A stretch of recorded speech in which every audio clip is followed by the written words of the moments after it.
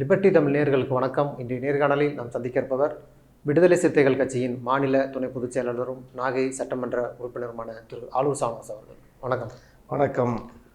நாடாளுமன்ற தேர்தல் வாக்குப்பதிவுக்கு பின்பு இந்த கருத்து கணிப்புகள் தான் நாடு முழுவதும் ஒரு பேசுபொருளாக இருக்குது.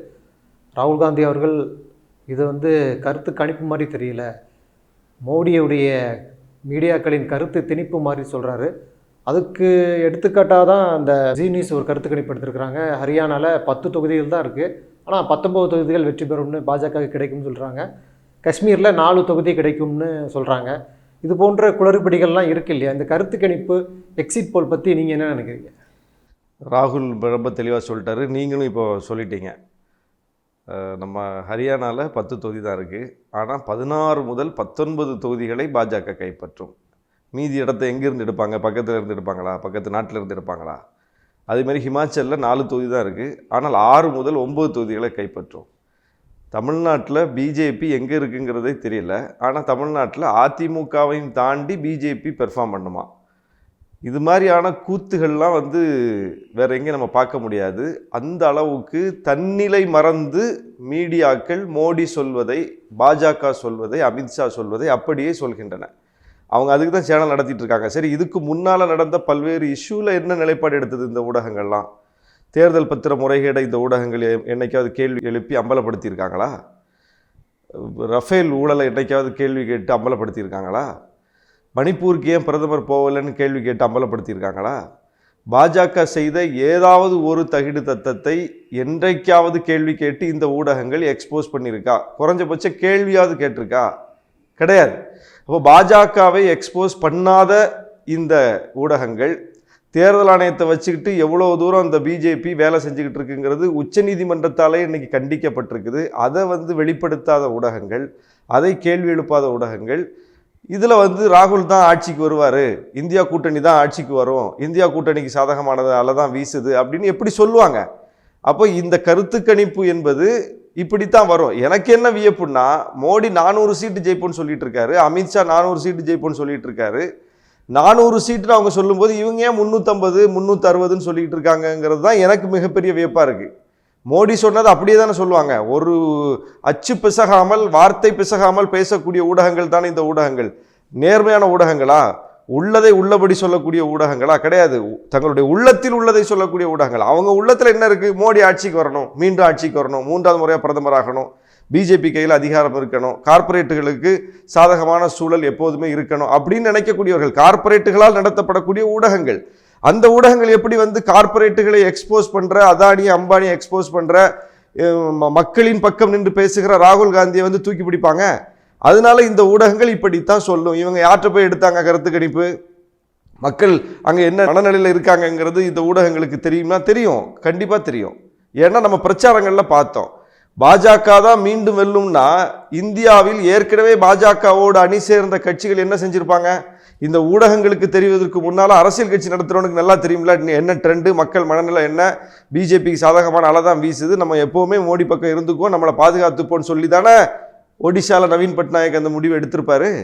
ஏன் நம்ம எடப்பாடியே அந்த முடிவு எடுப்பார்? சும்மாவே பிஜேபிக்கு சரணாகதி ஆகக்கூடியவர், பிஜேபி தான் மீண்டும் ஆட்சிக்கு வருது அப்படின்னா அவர் என்ன முடிவு எடுத்திருப்பாரு? பிஜேபியோட ரொம்ப ஸ்ட்ராங்கான ஒரு அலைன்ஸை தானே அவர் வச்சிருப்பாரு.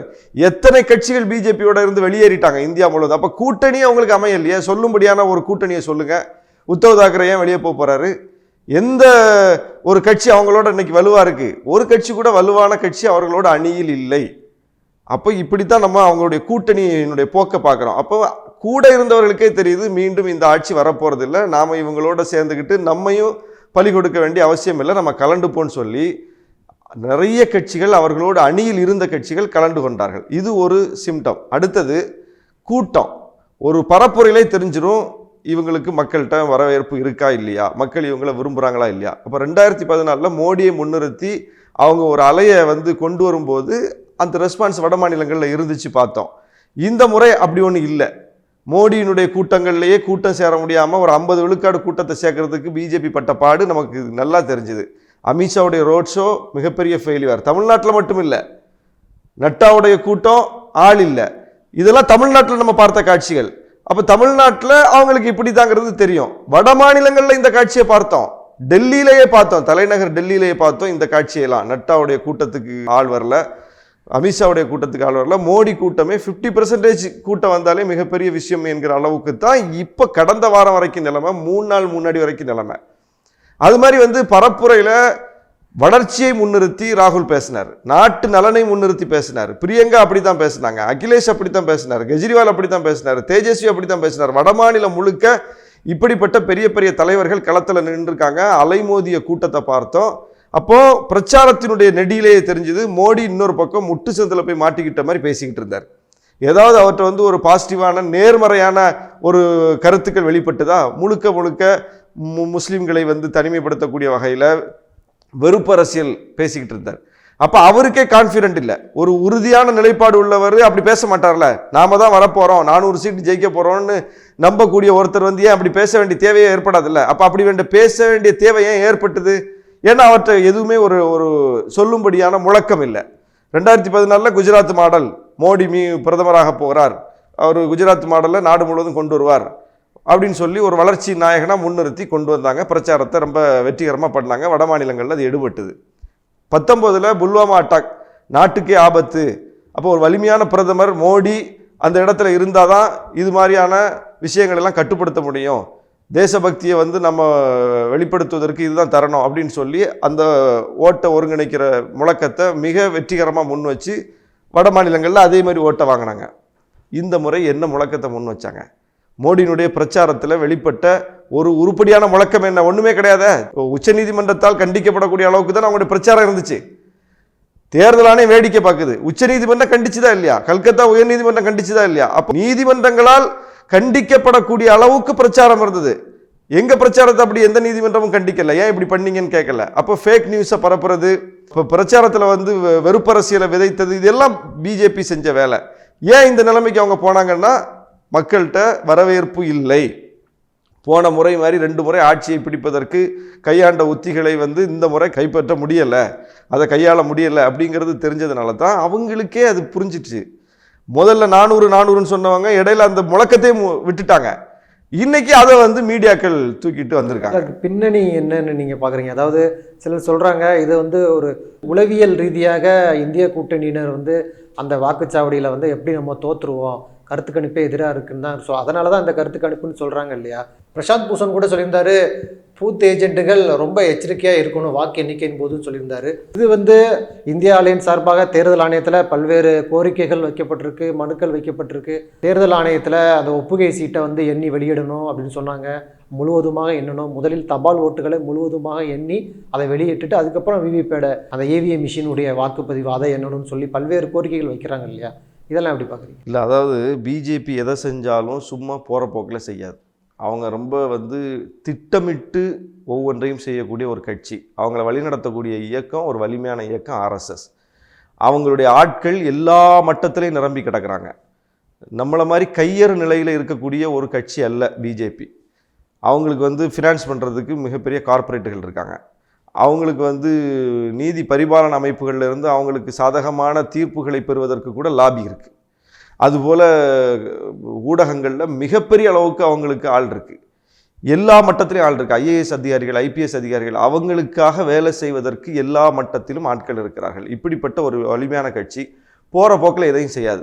அப்போ இன்றைக்கி வந்து கருத்து கணிப்பு என்கிற பெயரில் அவர்களுக்கு சாதகமான ஒரு கருத்துகள் வெளியே வந்திருக்கு, மக்களின் வெளிப்பாடு இதுதான் சொல்லி மக்கள் தலையில் எழுதியிருக்காங்க. இதெல்லாம் இப்படி ஒரு ட்ரெண்டை செட் பண்ணுறாங்க அப்படின்னா அதுக்கு பின்னாடி என்ன? இந்தியா கூட்டணி தான் ஆட்சி அமைக்க போகுது, ராகுல் தான் பிரதமராக போகிறாரு, வட மாநிலங்களில் கூட பிஜேபி சரிவை சந்திக்க போகுது, தென் மாநிலங்களில் ஏற்கனவே அவங்களுக்கு பிரச்சனை இருக்குது, இப்படியெல்லாம் ஒரு மிகப்பெரிய கருத்துருவாக்கம் நடைபெற்று பங்கு சந்தை வீழ்ச்சி அடைஞ்சிருக்கு. ஏன்னா ஆட்சி போக போகுதுன்னு தெரிஞ்சோன்னா பங்கு மார்க்கெட் வந்து விழுந்திருக்கு. அந்த தேர்தல் பந்தய சந்தையில் பந்தயம் கட்டுறவங்க கூட இந்தியா கூட்டணி ஆட்சிக்கு வரும்னு சொல்லி பந்தயம் கட்டியிருக்காங்க. நிறைய சிம்டம்ஸ் பார்த்தோம், நிறைய அறிகுறிகள், ஆட்சி மாற்றத்திற்கான அறிகுறிகள் தெரிஞ்ச உடனே இந்தியா கூட்டணியின் சார்பில் களத்தில் நின்றவங்க எல்லாம் ரொம்ப உற்சாகமாயிட்டாங்க. எப்போ வரைக்கும்? இந்த கருத்து கணிப்பு வெளிவர்ற வரைக்கும் என்ன ட்ரெண்ட் இருந்துச்சு இந்தியா முழுவதும், என்ன பேசுபொருள் இருந்தது? முழுக்க முழுக்க இந்தியா கூட்டணி தான் ஜெயிக்க போகுது அப்படின்னு. சமூக வலைதளங்களை வச்சு தான் மோடி ஆட்சியவே பிடிச்சார். அந்த சமூக வலைதளங்களில் ராகுல் காந்தியினுடைய சமூக வலைதள பக்கங்கள் மிகப்பெரிய வீச்சோடு பல கோடி பார்வையாளர்களை எட்டியிருக்கு. மோடியினுடைய சமூக வலைதளங்கள் பக்கங்கள் வந்து மிகப்பெரிய வீழ்ச்சியை சந்திச்சிருக்கு. இதெல்லாம் பார்க்குறோம். அப்போ ட்ரெண்டு பூரா ராகுலை சுற்றி மையம் கொண்டிருக்கு அப்படிங்கிறது தெரிஞ்சிருச்சுல, உற்சாகமாக இருந்தாங்கல்ல. அப்போ தான் இந்த கருத்து கணிப்பு வருது. ஆட்சிக்கு மோடி தான் வருவார், மீண்டும் 3வது முறை பிரதமராக போகிறாரு, 350 சீட்டுக்கு மேலே பிஜேபி கைப்பற்ற போகுது அப்படின்னு அடிச்சு விட்டாங்க. தமிழ்நாட்டில் கூட 3 தொகுதி ஜெயிக்க போகுது. அதில் அந்த சாணக்கியாவா, டுடே சாணக்கியா, பாண்டே சாணக்கியா இல்லை, டுடே சாணக்கியான்னு ஒரு சேனல் 10 சீட்டு தமிழ்நாட்டில் பிஜேபி ஜெயிக்கும்னு சொல்லியிருக்கு. அந்த சாணக்கியா சொன்னதை இந்த சாணக்கியாவாலே நம்ப முடியல. நேற்று பாண்டே வந்து கருத்து கணிப்புகள் தொடர்பாக ஒரு வீடியோ போட்டிருந்தார், அதை நான் பார்த்தேன். அதில் அவர் சொல்கிறார், இது ரொம்ப ஓவராக இருக்குது அப்படிங்கிறார். இவராலேயே நம்ப முடியல. 10 சீட்டு தமிழ்நாட்டில் பிஜேபி ஜெயிக்கும்னு சொல்கிறது அந்த சாணக்கியா சொன்னதை இந்த சாணக்கியாவாலே ஏற்றுக்கொள்ள முடியல. அந்த அளவுக்கு கருத்து கணிப்பு வந்திருக்கு. இந்த ஊடகங்கள்லாம் சொன்னதை வச்சு தான் இந்த கருத்து கணிப்பை நம்ம பேசிக்கிட்டு இருக்கோம். பிஜேபி வரும் பிஜேபி வரும்னு இந்த ஊடகங்கள் சொன்னதை வச்சு தான் சொல்லிக்கிட்டு இருக்காங்க. அப்போது 10 சீட்டு தமிழ்நாட்டில் பிஜேபி ஜெயிக்கும்னு கருத்து கணிப்பு சொல்லியிருக்கு. எக்ஸிட் போல் யார் இங்கே அந்த ஓட்டு போட்டுட்டு வந்து சொன்னாங்கன்னு தெரியல. அவங்கள தான் நம்மளும் தேடிக்கிட்டு இருக்கோம். அந்த 10 தொகுதியில் யாருன்னு பார்க்கணுமே. இப்போ அவங்கள பார்க்கணும் போல் இருக்கு நமக்கு. அப்போது இதுதான் நிலைமை. ஏன் இதில் என்னன்னா, உளவியலாக ஒரு மிகப்பெரிய வேலையை பிஜேபி செஞ்சிருக்கு. ஒரு உளவியல் தாக்குதல் இந்தியா கூட்டணி கட்சிகளின் தொண்டர்கள் மேலே ஒரு மிகப்பெரிய தாக்குதலை நடத்தியிருக்காங்க. மக்கள்கிட்டையும் ஒரு மனநிலையை கட்டி எழுப்பியிருக்காங்க. இதில் என்னென்னா, இப்போது என்டிஏ கூட்டணியிலையும் இல்லாமல் இந்தியா கூட்டணியிலையும் இல்லாமல் நிறைய கட்சிகள் வெளியே இருக்காங்க. இப்போ நவீன் பட்நாயக் கட்சி 2 கூட்டணியிலையும் இல்லை, ஜெகன்மோகன் கட்சி 2 கூட்டணியிலையும் இல்லை, எடப்பாடி 2 கூட்டணியிலையும் இல்லை. இப்படி நிறைய கட்சிகள் இந்தியா முழுவதும் என்டிஏலையும் இல்லாமல் இந்தியாலையும் இல்லாமல், மாயாவதி, இப்படி நிறைய பேர் இருக்காங்க. இவர்களுக்கெல்லாம் ஒரு சிக்னல் கொடுத்துருக்காங்க. மோடி தான் மீண்டும் ஆட்சிக்கு வர போகிறாரு, நீங்கள் ஏதாவது எம்பி ஜெயிச்சிங்கன்னா இந்த இந்தியா கூட்டணி ஆட்சி அமைக்கிறதுக்காகலாம் நீங்கள் துணை போகக்கூடாது, இப்போவே மைண்டை உங்கள் மனநிலையை தயார்படுத்திக்கிங்க, எங்கள் பக்கம் வந்துருங்க அப்படின்னு அவர்கள் மீது ஒரு உளவியல் தாக்குதல். இன்னொன்று, இங்கே வெற்றி பெற்ற கூட்டணியில் இருக்கக்கூடிய கட்சிகளுக்கு இடையிலேயே ஒரு மிகப்பெரிய குழப்பத்தையும் ஒரு உளவியல் தாக்குதலையும் ஏற்படுத்தக்கூடிய ஒரு முயற்சி இது. அப்போ மீண்டும் பாஜக தான் ஆட்சிக்கு வரப்போது இருக்குது, நம்ம ஏன் போட்டுட்டு காங்கிரஸுக்கு பின்னாடி உட்காந்துக்கிட்டு இருக்கணும், காங்கிரஸ் வந்து தேராது போல் இருக்குது, நம்மளை காப்பாற்றிப்போம் அப்படின்னு சொல்லி நைஸாக அந்த பக்கம் போயிடுவோம். ஏன்னா தேர்தலுக்கு முன்னாடியே நிதிஷ்குமார் ஓடிட்டார்ல. அப்போ நிதிஷ்குமார் ஓடினது போல் தங்களுடைய பாதுகாப்பை கருத்தில் கொண்டு மோடியால் பிஜேபியால் ஒரு அச்சுறுத்தல் வரக்கூடாது, ஒரு பிரச்சனை வரக்கூடாது, நமக்கே வம்பு, பேசாமல் நம்ம ஒரு ஆதரவு கொடுத்துட்டு போயிடுவோம் என்று சொல்லி அந்த மனநிலையை உருவாக்குவதற்கு இந்தியா கூட்டணிக்கு உள்ளேயே கொஞ்சம் உறுதித்தன்மை இல்லாத கட்சிகளுக்கு மத்தியில் அப்படிப்பட்ட ஒரு மனநிலையை உருவாக்குவதற்கு, நமக்கே வம்பு, நம்ம பேசாமல் போயிடுவோம் என்று சொல்லக்கூடிய அளவுக்கு ஒரு மனநிலை உருவாக்குற அளவுக்கு இந்த கருத்து கணிப்புகள் இன்றைக்கி வந்திருக்கு. இதெல்லாம் நம்ம ரொம்ப திட்டமிட்டு பார்க்குறோம். அப்போ இந்த மாதிரியான விஷயங்கள் தான் வந்து பாஜக செஞ்சுக்கிட்டு இருக்கு. இதெல்லாம் தகுதி தத்தம். மக்கள் வந்து நீங்கள் தமிழ்நாட்டில் 10 சீட்டு பிஜேபி ஜெயிக்கும்னு கருத்து கணிப்பு சொல்லுதுன்னா அந்த கருத்து கணிப்பு லட்சணம் என்ன? அதிமுகவை தாண்டி பிஜேபி தான் தமிழ்நாட்டில் பெர்ஃபார்ம் பண்ணணும்னு ஒரு கருத்து கணிப்பு சொல்லுதுன்னா அந்த கருத்து கணிப்புடைய லட்சணம் என்ன? கேரளாவில் இடதுசாரிகளெல்லாம் தாண்டி பிஜேபி மேலே ஏறி வந்துக்கிட்டு இருக்குன்னு ஒரு கருத்து கணிப்பு சொல்லுதுன்னா அது நம்பும்படியாக இருக்கா? அந்த கேரளாவுக்கு என்ன செஞ்சிருக்கு பிஜேபி, இந்த தமிழ்நாட்டுக்கு என்ன செஞ்சிருக்கு பிஜேபி? தமிழ்நாட்டு மக்கள் இதெல்லாம் தெரியாமல் இருக்காங்களா? அது அண்ணாமலை வந்த பிறகு இங்கே என்னென்ன காமெடி நடந்துச்சுங்கிறத அன்றாட மக்கள் பார்த்துக்கிட்டு இருக்காங்க. அந்த லீடர்ஷிப்புக்கு போய் இந்த மக்கள் அங்கீகாரம் கொடுப்பாங்களா? இதெல்லாம் மிகப்பெரிய கேள்வியில். சரி, இந்த வட மாநிலங்களில் தான் பிஜேபி மீண்டும் வந்து பெரிய அளவுக்கு வெற்றி பெறும் அப்படின்னா எப்படி வெற்றி பெறும்? இதுக்கு முன்னாடி அவங்க உச்சம் தொட்டுட்டாங்க. டெல்லியில் 7க்கு 7 எடுத்தாங்க, ஹரியானாவில் எடுத்தாங்க, இமாச்சலில் எடுத்தாங்க, எல்லா இடமும் எடுத்துட்டாங்க, பீகாரில் எடுத்தாங்க, கர்நாடகாவில் எடுத்தாங்க, எல்லா இடமும் எவ்வளோ எடுக்கணுமோ அவ்வளோ எடுத்துட்டாங்க, மகாராஷ்டிராவில் எடுத்தாங்க. இப்போ இங்கே எல்லாம் மீண்டும் பிஜேபி அதே இடத்தை பிடிப்பதற்கு வாய்ப்பில்லை. ஏன் வாய்ப்பில்லை? அவங்களுக்கு கூட்டணி அமையலை. கடந்த முறை மாதிரி அவங்களால ஒரு முழக்கத்தை முன் வச்சு தேர்தலை சந்திக்க முடியல. 10 ஆண்டுகள் மோடி ஆட்சியின் மீதான ஈர்ப்பு குறைந்து மக்களுக்கு வந்து அதிருப்தி உருவாகி இருக்குது. இதெல்லாம் களத்தில் ரிஃப்ளெக்ட் ஆகுது. ராமர் கோயிலை எடுத்து பார்த்தாங்க, அதுவும் பெரிய அளவுக்கு அவங்களுக்கு கை கொடுக்கல. அது கை கொடுக்காததுனால தான் மோடியினுடைய பரப்புரை வேற விதமாக அமைஞ்சுதுங்கிறதே நம்ம பார்த்தோம். அப்போது இவ்வளோ ஃபேக்டர் இருக்குது. சும்மா சொல்லலை பிஜேபி வராது அப்படின்னு நம்ம போகிற போக்கில் அடிச்சு விடலை. இவங்க அடிச்சு விட்ருக்காங்கல்ல, 350 சீட்டு பிஜேபி வரும், தமிழ்நாட்டில் 10 சீட்டு வரும்னு அடிச்சு விட்ருக்காங்கல்ல. இப்படி அடிச்சு விடலை. நாம ஏன் வராதுன்னு சொல்கிறோம். கர்நாடகத்தில் இவர் சொல்கிறாரு, நம்ம டிகே சிவகுமார் இப்படி தான் சொன்னாங்க, கர்நாடக சட்டமன்ற தேர்தலில் 84 சீட்டு தான் நாங்கள் ஜெயிப்போம்னு சொன்னாங்க காங்கிரஸை. கடைசியில் என்ன நடந்துச்சு? 136 சீட்டுக்கு மேலே நாங்கள் ஜெயித்தோம். இதுதானே களத்தில் பார்த்தோம். ஏற்கனவே 2004 தேர்தலில் இப்படி தான் சொன்னாங்க, 2009 தேர்தலில் இப்படி தான் சொன்னாங்க, 2004 தேர்தலில் இந்தியா ஒளிர்கிறதுன்னு பிஜேபி ஒரு மிகப்பெரிய கேம்பெயின் பண்ணாங்க வாஜ்பாயை முன்னிறுத்தி. வாஜ்பாய் ஆட்சி மீண்டும் தொடரப்போகுது, அவர் தான் மீண்டும் பிரதமராக போகிறார் அப்படின்னு சொல்லி இந்தியா ஷைனிங் கேம்பெயின் அன்னைக்கு மிகப்பெரிய அளவுக்கு ரொம்ப பிரபலமான ஒரு கேம்பெயின் அது. அப்போ ஊடகங்கள் எல்லாம் என்ன சொன்னாங்க? இதே தான் சொன்னாங்க, மீண்டும் வாஜ்பாய் ஆட்சி தான் அப்படின்னு. என்ன நடந்துச்சு? காங்கிரஸ் ஆட்சியை பிடிச்சிது. 2009 மிகப்பெரிய ஊழல் ஆட்சி, காங்கிரஸ் ஆட்சி குற்றச்சாட்டுக்கு உள்ளா இருக்குது, அது இது வீட்டுக்கு போகுதுன்னாங்க. மன்மோகன் சிங் மீண்டும் பிரதமரானார். 2014-19 வந்து தமிழ்நாட்டில் என்ன சொன்னாங்க? 14 கருத்து கணிப்பு எக்ஸிட் போல் தமிழ்நாட்டில் என்ன சொல்லுச்சு? 19 என்ன சொல்லுச்சு? என்ன நடந்துச்சு? மோடி வேவுடைய தாக்கம் தமிழ்நாட்டில் இருக்குது. தமிழ்நாட்டிலையும் வந்து மிகப்பெரிய அளவுக்கு பிஜேபி கூட்டணி ஜெயிக்கும்னாங்க. 2014 நடந்துச்சா? 19 நடந்துச்சா? அன்னைக்கு 37 சீட்டை ஏடிஎம்கே ஜெயிச்சாங்க. போன முறை திமுக 39 சீட்டை ஜெயிச்சது, திமுக கூட்டணி. இந்த முறை அதுதான் நடக்கும். இந்த முறை அந்த பொய்யை சொல்ல முடியாது அப்படிங்கிறதுனால கொஞ்சம் மாற்றி சொல்லியிருக்காங்க. மாற்றி சொல்லிட்டு என்ன பண்ணிட்டாங்கன்னா ஏடிஎம்கே காலி பண்ணிட்டாங்க. ஏடிஎம்கே காலி பண்ணிட்டு பிஜேபிக்கு அந்த இடத்த கொண்டு கொடுத்துட்டாங்க. இது யார் சொன்னது? தேர்தலுக்கு முன்னால் வரைக்கும் இது யார் சொன்னது? இது அண்ணாமலை சொன்னது. ஏடிஎம்கே முடிஞ்சு போச்சு இப்போ கூட சொன்னார, தேர்தல் முடிந்த பிறகு கூட சொன்னார, ஏடிஎம்கே முடிஞ்சு போச்சு, பிஜேபி தான், திமுக வெர்சஸ் பிஜேபி தான் அப்படின்னு தானே அண்ணாமலை சொன்னார். ஆனால் களம் அப்படி இருந்துச்சா? களம் அப்படி இருந்துச்சுன்னா அவர் வந்து களத்தில் அதை நிரூபிச்சிருக்கணும். களத்தில் எங்கே நிரூபித்தார்? ஏடிஎம்கே தாண்டி அவர் எங்கே பெர்ஃபார்ம் பண்ணியிருக்காரு? ஒன்றுமே கிடையாது. இப்படிப்பட்ட ஒரு களம் இருக்கும்போது பிஜேபி சொல்வதை ஊடகங்கள் சொல்லுது. தமிழ்நாட்டிலையும் கூட திமுக ஜெயிக்கும்னு சொன்னால் கூட அதிமுக இல்லை பிஜேபி தான் 2வது இடம்னு இந்த கருத்து கணிப்புகள் சொல்றதன் மூலம் பிஜேபியினுடைய எண்ணம் தானே வெளிப்படுது. ஏன்னா திமுக தான் ஜெயிக்கும்னு பிஜேபியே சொல்லுது. இப்போ பிஜேபி சொன்னதை ஊடகங்களும் சொல்லிட்டாங்க. தமிழ்நாட்டில் நாங்கள் தான் 2வது இடம்னு பிஜேபி சொல்லுது, அதையும் சொல்லிட்டாங்க. அப்போ பிஜேபி சொல்வதைத்தான் இந்த கருத்து கணிப்புகளின் மூலம் ஊடகங்கள் சொல்லி இருக்குங்கிறதுக்கு தமிழ்நாட்டு கருத்து கணிப்பே சாட்சியா இருக்கு. பிஜேபிக்காரங்க என்ன சொல்றாங்க? தமிழ்நாட்டில் 39 சீட்டு திமுக ஜெயிக்கும்னு இதே கருத்து கணிப்பு தானே சொல்லுது, அதை ஏத்துக்கிறீங்க. அப்போ 350 சீட்டு நாடு தழுவிய அளவில் ஜெயிக்கும்னா அதை ஏற்றுக்க மாட்டீங்களா? இங்கே உண்மைன்னா அங்கேயும் உண்மைதான் அப்படிங்கிறாங்க. நாங்கள் தமிழ்நாட்டு கருத்து கணிப்பே நாங்கள் ஏற்கலையே. தமிழ்நாட்டு கருத்து கணிப்பே நாங்கள் ஏற்கல, அதே நிராகரிக்கிறோம். தமிழ்நாட்டு கருத்து கணிப்பே நீ சொல்றது உண்மை கிடையாது. பிஜேபி 2வது இடத்தை பிடிக்கும், அதிமுக பின்னாடி போயிடும், 10 சீட்டு பிஜேபி ஜெயிக்கும், இப்படிலாம் சொல்லக்கூடிய கருத்து கணிப்பு எப்படி உண்மையா இருக்க முடியும்? அப்போ இந்த லட்சணம் தான் அங்கே வெளிப்படுது. கர்நாடகத்தில் பழைய மாதிரியே பிஜேபி ஜெயிக்கும்னு இந்த கருத்து கணிப்பு சொல்லுது. எப்படி? இப்போ தானே ஆட்சி மாற்றம் நடந்துச்சு. அங்கே பொம்மையை முன்னிறுத்தியாக தேர்தலை சந்திச்சாங்க, மோடியை முன்னிறுத்தி தான் தேர்தலை சந்திச்சாங்க. மோடி தான் தெரு தெருவா பிரச்சாரம் போனார். அங்கே வந்து கர்நாடக பிரச்சனைகளை மையப்படுத்தி பேசலை, முழுக்க முழுக்க தேசிய பிரச்சனைகளை வச்சு தான் பேசினார். காஷ்மீர் ஃபைல்ஸை பற்றி பேசினார், கேரளா ஸ்டோரியை பற்றி பேசினார். பஜ்ரங் தளத்துக்கு தடை பண்ண போகிறாங்க, இது அனுமருக்கு எதிரானதுன்னு கடவுளை கொண்டு வந்து முன்னிறுத்தினார். ஹலாலுக்கு எதிரான பிரச்சாரம் பண்ணாங்க, ஹிஜாபுக்கு எதிரான பிரச்சாரம் பண்ணாங்க, இவ்வளோ விஷயங்களை பண்ணாங்க. இது எதுவுமே கர்நாடகா பாலிடிக்ஸ் கிடையாது. இது எல்லாமே நேஷனல் லெவலில், தேசிய லெவலில் பிஜேபி செய்கிற வெறுப்பு அரசியல். மோடி தெரு தெருவா போனார்.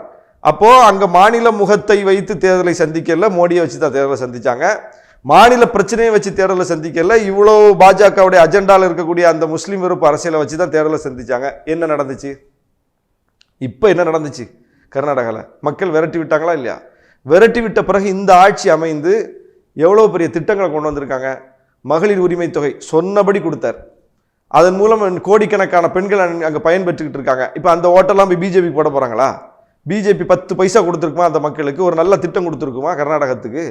அப்போது மோடி ஒன்றும் கொடுக்கல அப்படிங்கிறத உணர்ந்து தான் அந்த ஆட்சியை அவங்க மாற்றுறாங்க. பிஜேபி ஆட்சியை மாற்றிட்டு இந்த ஆட்சி காங்கிரஸ் ஆட்சியை கொண்டு வந்தாங்க. வந்து இந்த அரசு அமைந்த பிறகு சொன்ன வாக்குறுதியெல்லாம் காப்பாற்றி மக்கள்கிட்ட போய் சேர்ந்துக்கிட்டு இருக்கு. இப்போ ஏன் பிஜேபிக்கு மாற்றி அந்த மக்கள் போடணுங்கிற ஒரு லாஜிக் கொஸ்டின் இருக்குல்ல, இதைத்தான் நம்ம கேட்குறோம். அப்போ ஊடகங்கள் இந்த ரியாலிட்டியை சொல்லணும்ல, சொல்லாது. ஏன்? அவங்க தான் செட் பண்ணிட்டாங்கல்ல, மைண்ட் செட் பண்ணிட்டாங்க. மோடி என்ன சொல்லி கொடுத்துருக்காரோ அந்த ஸ்கிரிப்டை வாசிச்சிருக்காங்க. நாளைக்கு எல்லாவற்றுக்கும் முடிவு இருக்கிறது, நல்ல ஒரு விடிவும் இருக்கிறது. நன்றி. நிறைய பயனுள்ள தகவல்களை நேயர்கள் சொல்லியிருக்கீங்க. உங்களுடைய நேரத்துக்கு மிக்க நன்றி.